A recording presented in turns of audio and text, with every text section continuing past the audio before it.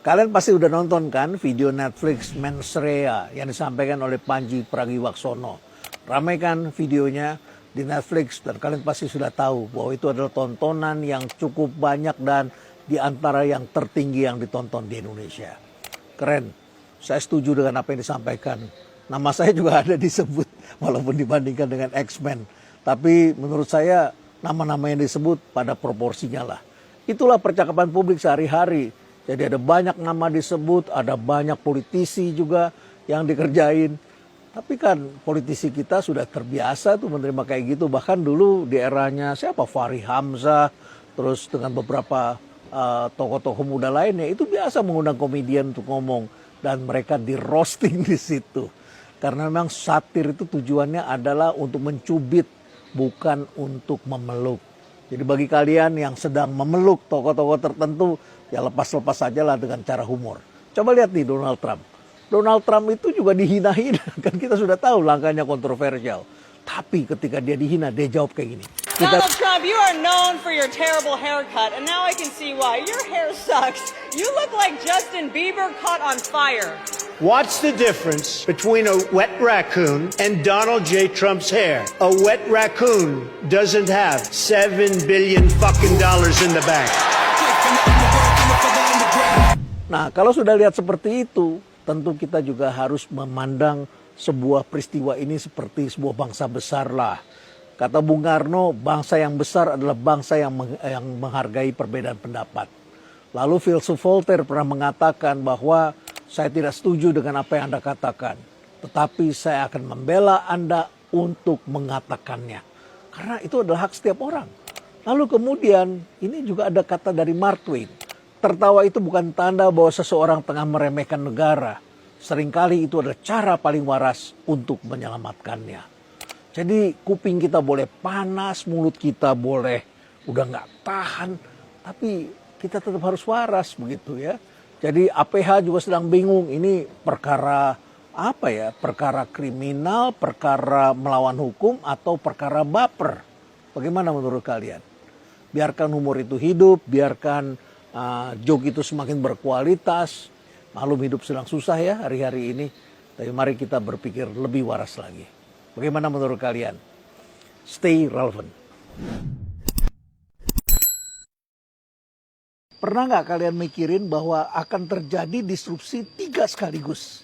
Ini adalah triple disruptions. Ketika nanti minyak bisa tidak mengalir, pangan bergerak naik, teknologi melompat yang mengakibatkan lapangan pekerjaan berubah dan situasinya memang sangat sulit untuk dikendalikan oleh kemampuan manusia. Disrupsi yang pertama itu adalah global trade disruptions. Efeknya sudah kita lihat. Pertama, harga minyak merangkak naik. Ini tidak lain adalah karena ada selat Hormuz yang diblok dan itu adalah merupakan aliran minyak terpenting bagi Asia. Saya ingin mengajak Anda sedikit ke belakang. Dulu ketika Konstantinopel jatuh, para pedagang Asia tidak bisa bergerak ke Eropa dan sebaliknya. Jalan sutra yang sudah berabad-abad berlangsung tiba-tiba kemudian terputus, tapi manusia selalu punya akal. Dan itu membutuhkan waktu 2 abad. Ketika muncul abad eksplorasi dan mengakibatkan 3 bangsa, bahkan 4, yaitu Prancis, Spanyol, Portugal, dan diikuti Inggris menjadi penjajah dan mencari rempah-rempah sampai kemudian akhirnya negeri kita pun terjajah. Jadi global trade disruptions bisa menimbulkan penderitaan, tapi butuh waktu yang cukup panjang untuk menjadi suatu kesempatan baru sampai kemudian nanti akhirnya muncullah revolusi industri dan seterusnya. Prosesnya panjang sekali. Tapi blokade ini menimbulkan kesengsaraan yang waktunya cukup panjang. Yang kedua, kita akan mengalami climate change disruptions. El Nino, gejalanya sudah mulai tampak. Kalian merasakan hari-hari ini semakin panas. Lalu kemudian malam hari dalam masa transisi ini kita masih merasakan hujan. Ini adalah permukaan air laut di Pasifik bagian tengah yang tiba-tiba memanas. Lalu kemudian hujannya bergeser ke arah timur dan di barat yaitu Indonesia akan mengalami kekeringan. Indonesia, negara-negara Asia Tenggara termasuk Filipina, termasuk Thailand, dan sejumlah negara lainnya termasuk Australia akan mengalami kekeringan. Kalau sudah begitu, kita akan menyaksikan harga pangan bergerak naik. Dulu pernah terjadi pada tahun 1996, 1998. Bahkan pemerintah cukup jatuh karena ada dua hal sekaligus, yaitu krisis finansial Asia bersama dengan masalah pangan. Dan itu juga mengakibatkan kebakaran hutan yang luar biasa sekali dampaknya. Dan yang ketiga adalah quantum technology disruptions.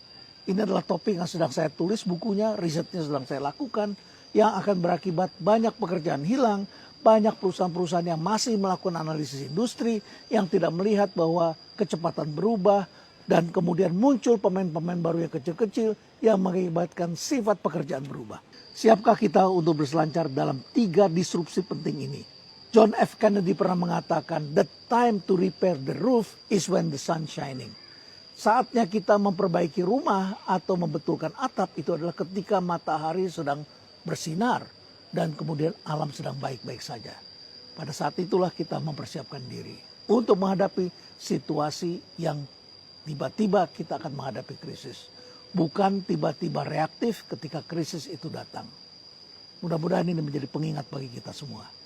Dan waktunya adalah antara bulan Juli sampai bulan Desember. Mungkin bisa sedikit panjang setelah itu. Bagaimana menurut kalian? Stay relevant. Lupa. Amerika lupa. Dia sangka kalau kepalanya dipotong ini mati. Mereka lupa bahwa Iran pernah berperang 8 tahun dengan Irak. Siapa yang membiayai Irak waktu itu menghantam Iran? Amerika. Siapa yang disuruh menghabisi? Saddam Hussein. Saddam bantai. Sebetulnya itu latihan perang. Maka ketika dihajar, menurut Donald Trump 4 hari saja untuk menyelesaikan Iran. Begitu 4 hari tidak selesai, dia ngajak genjatan senjata. Lalu apa jawab Iran? Kau yang memulai, kami yang mengakhiri. Begitu jantannya. Kalau mau ambil minyak Venezuela, tumbangkan Maduro. Kalau mau ambil minyak Irak, tumbangkan Saddam. Kalau mau ambil minyak Libya, tumbangkan Gaddafi. Maka Gaddafi tumbang, Saddam tumbang, Ayatollah tumbang, Maduro tumbang. Kalau mau ambil minyak Indonesia,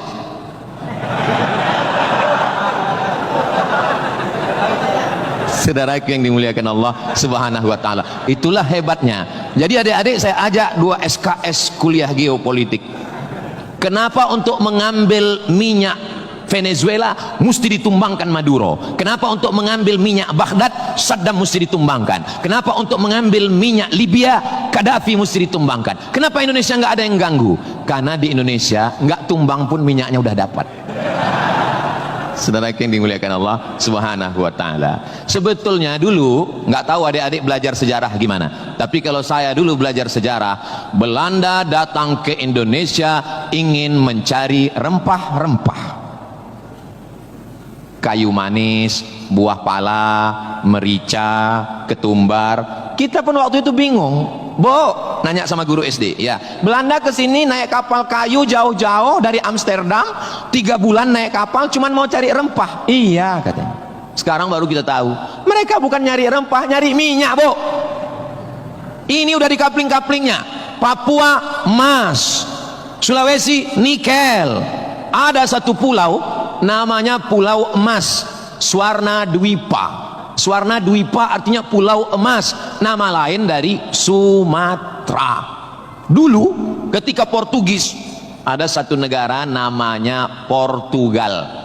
Orangnya namanya Portugis. Portugis dengan Portugal itu sama, cuman beda nama negaranya Portugal, orangnya Portugis. Portugal itu bukan persatuan orang tua gatal. Mereka inilah yang datang untuk mengambil cengkeh ke Tidore dan Ternate, Sumatera, Kalimantan, Sulawesi. Antara Sulawesi dan Papua ada kerajaan kecil Tidore dan Ternate. Tanaman yang mereka cari adalah cengkeh, karena cengkeh hanya tumbuh di Tidore dan Ternate. Ketika mereka ambil bibit cengkeh mau ditanam di Eropa, musim dingin mati. Indonesia ini potensinya luar biasa. Tidak ada negara miskin, yang ada adalah negara salah kelola. Ustaz sedang bicara Indonesia? Tidak, negara kita kaya. Saya bicara tentang Konoha.